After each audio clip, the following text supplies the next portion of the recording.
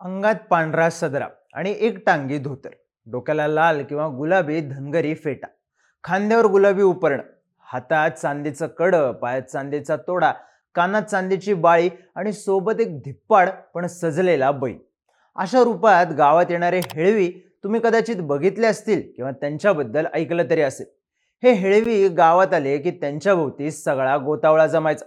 लहान मुलांकडे कुतूहलाने बघणाऱ्या या हेळव्यांची गावातल्या तरुणांशी तोंड ओळख असली तरी गावातल्या बुजुर्गांबद्दल मात्र त्यांच्याकडे खडानखडा माहिती असते.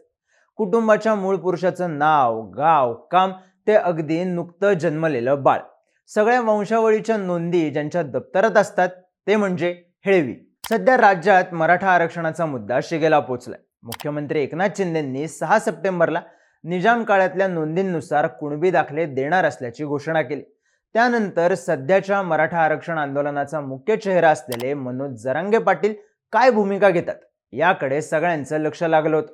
मात्र त्यांनी शासनाच्या आदेशातल्या वंशावळ शब्दावर आक्षेप घेत तो वगळण्याची मागणी केली.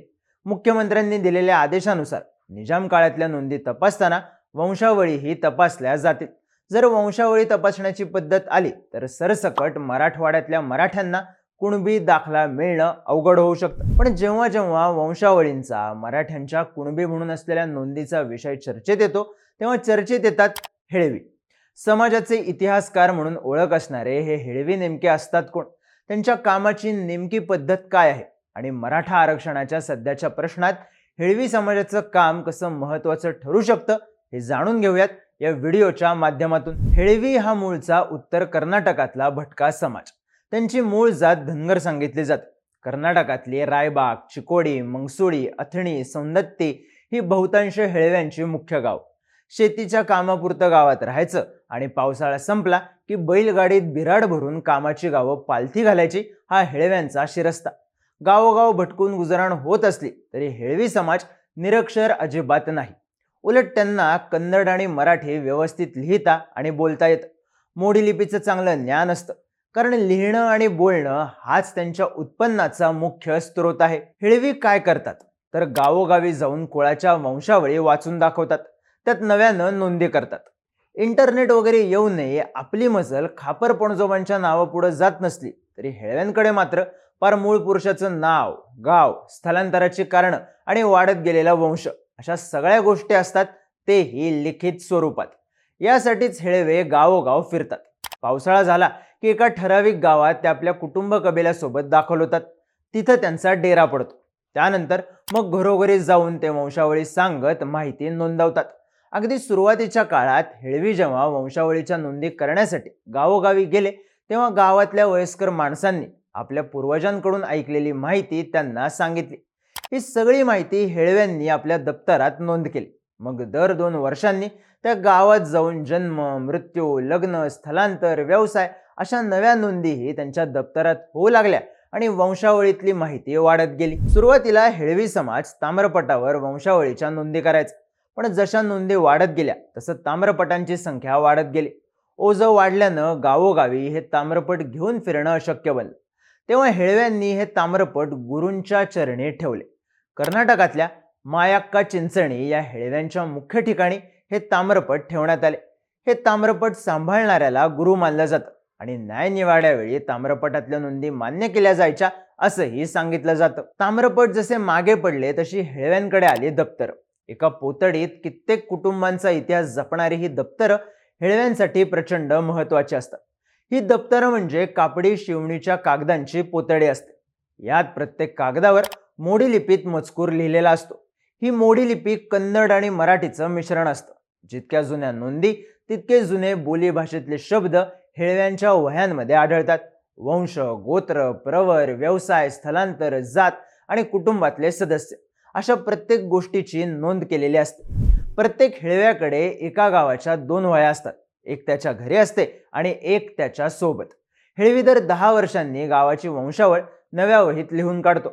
वहीतलं एखादं पान जीर्ण झालं, गहाळ झालं तरी कुटुंबाच्या इतिहासातला एक महत्वाचा दुवा नाहीसा होण्याची भीती असते. याच वहीतल्या वंशावळी वाचत हेळवी गावोगावी फिरतात आणि नव्यानं नोंदी करत समाजाचा इतिहास आणखी समृद्ध करतात.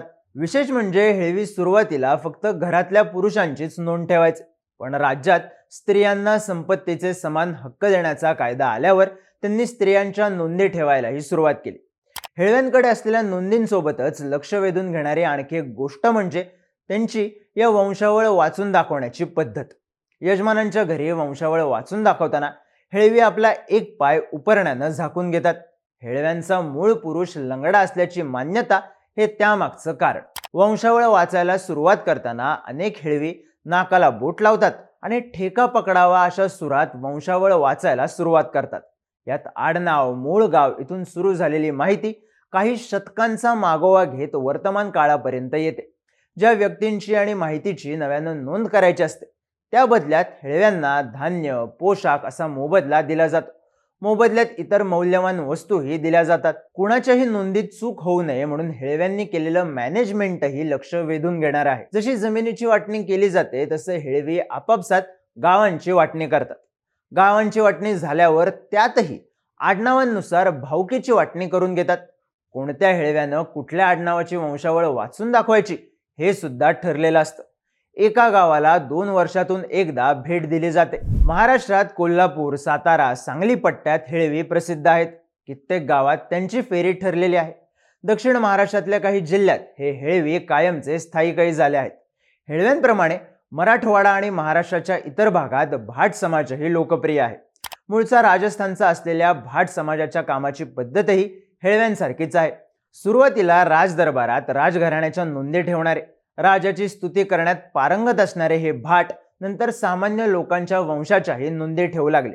एखाद्या गावात भाट आल्याची दवंडी पिटली जात असे. त्यानंतर त्या यजमानाच्या घरी मुक्काम करून त्याच्या वंशावळीची माहिती देण्याचं आणि नवी माहिती नोंदवण्याचं काम भाट करायचं.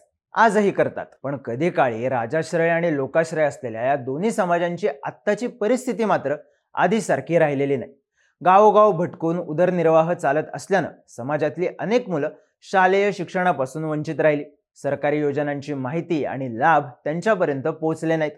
हेळव्यांचं काम पुढे न्यायला मुलगाच हवा या धारणेतून जन्मदर वाढला आणि सोबतच इतर समस्या आहेत.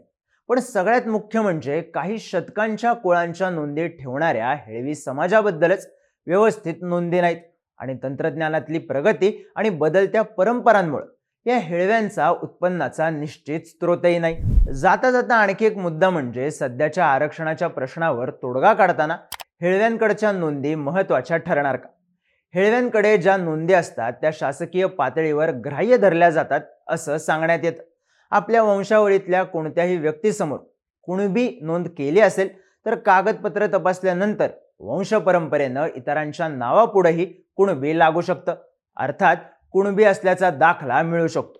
फक्त यासाठी हेळव्याकडून मिळालेली वंशावळ, त्यात असणारी जन्ममृत्यूची तारीख, त्याबद्दलची इतर कागदपत्र यांच्यावर असणारी जातीची नोंद तपासली जाते. कोर्टाच्या प्रकरणात हेळवी आणि भाट समाजाच्या नोंदी ग्राह्य धरल्याच्या घटनाही याआधी घडल्या आहेत. पण आता वंशावळी तपासताना शासन हेळव्यांच्या नोंदी ग्राह्य धरणार का? निजामकालीन नोंदी तपासण्यासाठी हेळव्यांची मदत घेतली जाणार का हे पाहणं महत्त्वाचं ठरणार आहे. हेळव्यांबद्दल तुमच्या काही आठवणी किंवा अनुभव असतील तर कमेंट करून सांगा आणि अशाच माहितीपूर्ण व्हिडिओजसाठी बोलबिडूच्या YouTube चॅनलला सबस्क्राईब करायला विसरू नका.